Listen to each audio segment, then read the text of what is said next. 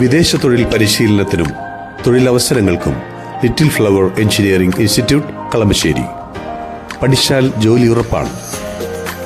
Supreme കോടതിക്കും ഇന്ത്യയിലെ പരമോന്നത നീതിപീഠത്തിൻ്റെ ന്യായവാദങ്ങൾക്കും ഒരു വിലയും കൽപ്പിക്കാത്ത ഒരു തെരഞ്ഞെടുപ്പ് കമ്മീഷൻ.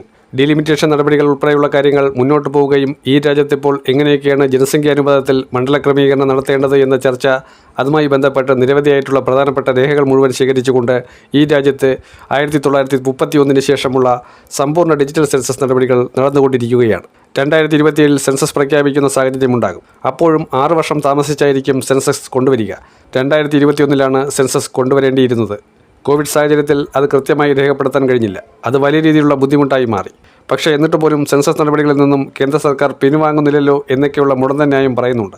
ലോക്സഭാ തെരഞ്ഞെടുപ്പും അതിനുശേഷം SIR നടപടികളുമൊക്കെ എങ്ങനെയൊക്കെയാണ് നടപ്പിലാക്കാൻ ശ്രമിക്കുന്നത്? അതിനൊക്കെ കൃത്യമായിട്ടുള്ള ദിശാബോധമുണ്ടോ?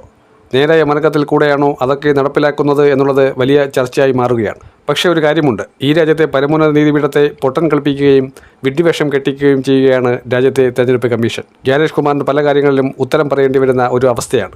കപിൽ സിബൽ തന്നെ പറഞ്ഞു, ജ്ഞാനേഷ് കുമാറിനെ കാത്തിരിക്കുന്നത് വലിയ തോതിലുള്ള ശിക്ഷാ നടപടികൾ തന്നെയായിരിക്കും. കാരണം അദ്ദേഹം ഈ പോസ്റ്റിലിരുന്നു കൊണ്ട് രാജ്യവിരുദ്ധ നയങ്ങൾ പലതും എടുക്കുകയാണ്. രാജ്യത്തിന് ഹിതമല്ലാത്ത തീരുമാനങ്ങൾ നടപ്പിലാക്കാൻ ശ്രമിക്കുന്നു. രാജ്യത്തെ പൗരത്വം അത് അർഹതപ്പെട്ടവർക്ക് നൽകാതിരിക്കുക എന്ന് പറഞ്ഞാൽ രാജ്യദ്രോഹത്തിന് തുല്യം തന്നെയാണ് എന്ന രീതിയിലേക്കാണ് കാര്യങ്ങൾ പോകുന്നത്. സുപ്രീം കോടതിയിലേക്ക് കുമിഞ്ഞുകൂടുന്ന ഹർജികൾ അതിൽ 4 പോലും പരിഹരിക്കപ്പെടാത്ത ഒരു സാഹചര്യമാണ് ഇപ്പോൾ സംജാതമായി കഴിഞ്ഞിരിക്കുന്നത്. സുപ്രീം കോടതിയെ നോക്കി കൊഞ്ഞനം കുത്തുന്ന തെരഞ്ഞെടുപ്പ് കമ്മീഷനും തെരഞ്ഞെടുപ്പ് കമ്മീഷനെ കൃത്യമായി ചരട് വലിക്കുന്ന ഭാരതീയ ജനതാ പാർട്ടിയും രണ്ടും പരസ്പര പൂരകങ്ങളായി നിൽക്കുമ്പോൾ ജ്ഞാനേഷ് കുമാറിനും അമിത്ഷായ്ക്കും തമ്മിലുള്ള ഈ ഒരു ഡീൽ അത് കണ്ടില്ലെന്നടിക്കാൻ ഇനിയും ജസ്റ്റിസ് സൂര്യകാന്തിന് കഴിയില്ല.